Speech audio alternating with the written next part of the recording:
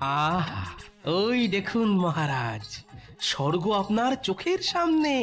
এবার বলুন মহারাজ, কেমন লাগছে স্বর্গ দেখে? কোথায় কোথায় স্বর্গ? হ্যাঁ, সে কি? আরে স্বর্গ তো আপনার চোখের সামনে। ওই ওই দেখুন, অপ্সরারা নাচছে। আহা, কি সুন্দর নাচ!